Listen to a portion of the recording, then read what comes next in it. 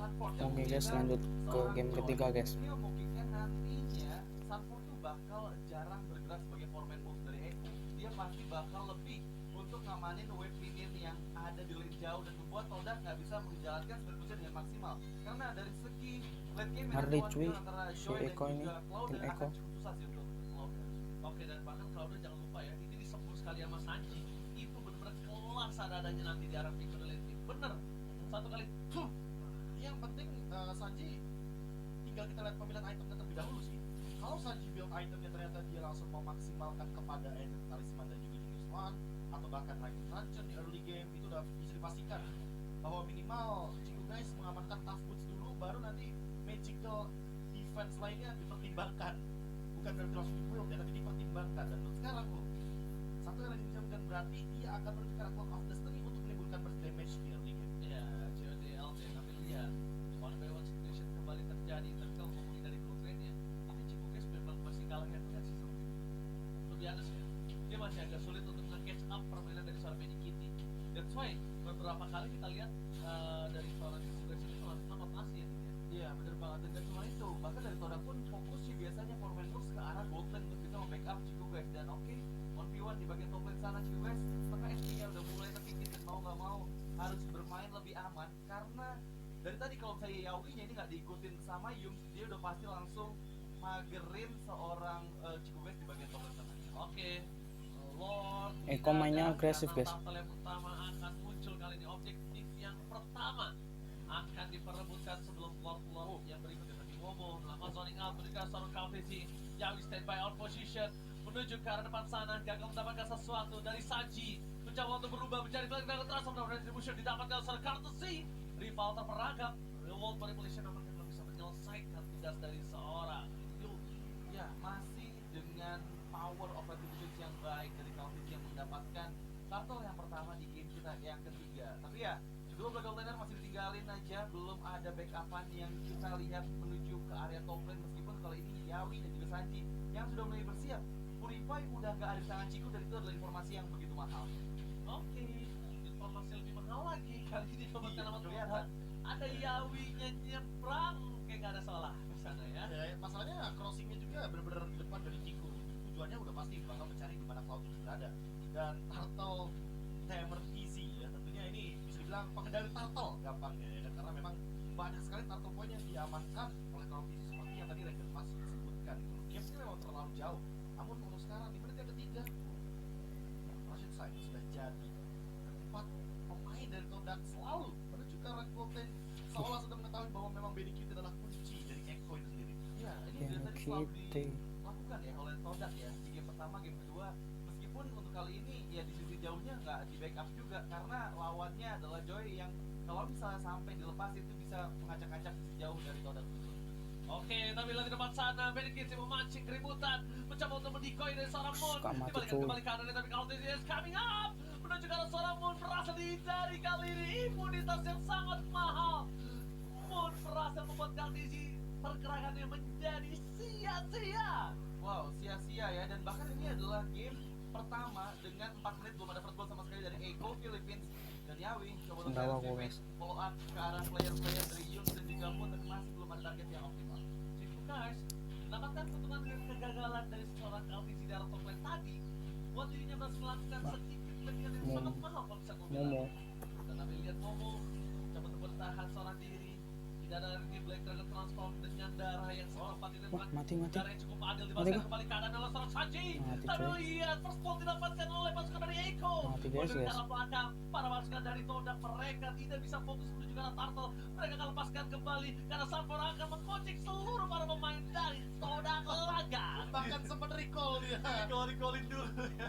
Sempat recall, dan itu Black Dragon Transformation yang memang dipaksakan muncul dari Momo karena memang berapa saat lagi tadi ada satu Hampir buah turtle mati. yang begitu mahal harganya. Dan untuknya kali ini satu buah cross melotang yang masih terlalu jauh karena battle mirror image-nya dari Chico guys di belakang banget. Bahkan Yums sudah mulai melakukan rotasi dan bahkan OTW untuk mendapatkan ice cream one miss sepertinya dari headbutt barusan kan Kautisi. Hebat yang miss, Kartisi kembali lagi kali ini mendapatkan waktu yang tidak bisa dia dapatkan dengan maksimal. Tapi Yawi standby hampir. position, langsung ada Hampir Robert kena keluar ulti. dari Kartisi will survive karena dia masih bertahan hidup. Dan kembali lagi Radit yang aku akan bahas, bot laner masih kalah catch up walaupun dengan banyak keuntungan yang sudah mereka miliki kali ini. Ya, terkena efek sound Yawi coba untuk melarikan diri. Tapi yang aku notice ya, Chico guys ini pakai Purify selalu cuman ketika weakness point-nya dipecahkan gitu. Dia nggak sempat pakai untuk menghindari crowd control yang diberikan sama Yawi. Dari tadi selalu untuk menghindari crossbow of tank yang bisa aja di pop up oleh seorang Benny. Sanford Moonnya coba untuk menuju ke arah hampir belakang, mati. bernyanyi mencari di Boleh mana kejar, Moon dikejar berada. Sanford. Masih Investor dimiliki tapi Sanford masih mau lebih. Ada seorang Todang Mati pun di tuh, sana yang dikejar benar-benar tuh sama dingin dan Sanfordnya. habis-habisan Yes, guys. tepat karena press rate-nya keluar di sana tepat. Karizi masih bertahan, Yawi di garis depan dan bahkan Momo berhasil menutup hari dari seorang Countess di dalam jungle. Jadi Kitty, crossbow of tank udah terbuka kali ini dan bahkan Benny Kitty mengudara. Dan this is it, Benny Kitty menuju ke arah udara dan tidak terbatas. Ini kalian FBI. Nah ini ya, kalian notice nggak kayak satu hal yang paling penting dari Echo itu adalah pemilihan hero dari Yawi. Kalau Yawi pakai hero pick off kayak tadi pas di game pertama pakai Franco, mainnya berapa? 4 pemain gerak semua kan. Tapi dengan menggunakan hero yang seperti ini, hero yang benar-benar memanfaatkan counter setup seperti Kufra, ini dia bakal jalan sendirian. Sanji sama Kaltis itu nempelnya berdua. Jadi formasinya benar-benar terpecah belah banget. Yawi memang sengaja membukakan map hanya untuk Benny Cutie. Nah sisanya nanti Kaltis sama Sanji ini yang cuma saling backup aja. Kayak tadi ada heavy speed, defensive, dan ini dia mungkin Nggak tabuk. yang dicari sama Yawi dengan dia Mati bergerak lagi. sendirian. Oke, dan lihat crossbow of tank kembali lagi telah dikeluarkan. Para pasukan dari Todang ingin lebih fokus menuju ke arah turtle yang terreset kali ini yang luar biasa. Karena jujur dengan tidak adanya Momo ini adalah kerugian yang sangat berat dimiliki dari Todang untuk bisa melakukan team fight. Tapi itu the best thing yang dia bisa lakukan. Tapi dengan adanya seorang Benny Kitty yang udah mulai bisa mendekati Pit Turtle, apa boleh buat? Tidak bisa lagi melanjutkan untuk team fight, bahkan untuk coba mereset Turtle yang dimiliki dari Echo. Perfect Turtle again and again di game yang ketiga. Wow, ini Kaltizi bener-bener raja turtle sih, karena hampir semua game yang dimainkan oleh Echo Philippines mereka selalu dapetin perfect turtle, tapi di bagian bawah Sanford 1v1 dengan Chico guys terlalu masuk sepertinya bukan decision yang tepat untuk seorang Sanford bisa bagian bawah. Tapi dari 3 game ini adalah gap goal terkecil yang ada selama match kita berjalan. Iya, 2000-an bahkan nggak lebih dari sekitar 4000 ya. Iya. Itu sampai saat ini kita bisa yakinkan bahwa memang pemilihan Moon dan Yums ini dengan adanya Kadita dan juga Yves ini tujuannya udah jelas banget agar bisa melakukan poking damage kepada Benny Cutie. Secara paksa Benny Cutie ini dibuat secepat mungkin kalau bisa antena shieldnya. Kalau tidak mau ada kejadian seperti di game yang kedua tadi. Dipaksakan dan dia Dipaksa. udah punya terlebih dahulu. Taruhan Mati, dikeluarkan menuju ke arah satu Gila, orang yang gila. sangat berimpact dan bahkan membuat Kaltizi tadi benar-benar menjadi sia-sia, yaitu Moon. Mahal memang nge-all in seorang Moon, tapi itu the best thing yang bisa dilakukan di arah mid lane, Profesor dan juga Radit. Ya, karena sebagai mid laner ya dia pemegang turretnya, dia yang bakal menjaga bagaimana teritori dari tim Todang itu sendiri. Dan Sanford masih mencoba untuk mengganggu Chico guys. Dia tidak mau melepaskan matanya daripada Chico guys karena memang Sanford yang nanti akan berperan dan bertanggung jawab untuk menjalankan lane jauh dari Lordnya. Ya, lane jauh pasti nanti akan berperan penting untuk seorang Sanford di lane late gamenya. Tapi untuk kali ini lihat Yawi dan Zivin coba dari Kokang masih di cancel saja karena tahu beberapa player dari Todak sudah mulai bergerak juga for man moves ke arah bagian bottom lane. Yawi masih belum terdeteksi sepertinya oleh Momo. Meskipun untuk kali ini Sanji mencari celah lain, masih belum ada ultimate yang diambil oleh seorang Sanji. Oke, ini jangan sampai dari seorang Momo dia terpaksa mengeluarkan dengan transform ya. Karena apa? Karena Tyler sangat coba keluar depan sana dan ini dia memaksa dengan transform. Lalu suara crossbow yang sangat indah dari seorang Benny Kitty memberikan kembali ke arah looking for Trevor Kell tujuh garis depan dan bahkan para pasukan dari Todang mereka tidak bisa menyelamatkan kembali seorang Moon. Berbeda dengan tidak ada Black dengan transfer, tidak ada 3 orang dan bahkan dibalikan kembali karena ada Vengeance membuat seorang Chico guys yang harus menerima kembali damage yang telah dia berikan, Profesor. Itu masalahnya ya, patulan terakhirnya entah dari Battle Mirror Image atau percikan dari Blazing Duet ketika dia sebelum Battle Mirror Image gak sih? Iya, kayaknya Battle Mirror Image karena ya masih ada efek Vengeance dan kebetulan ada Glowing One juga.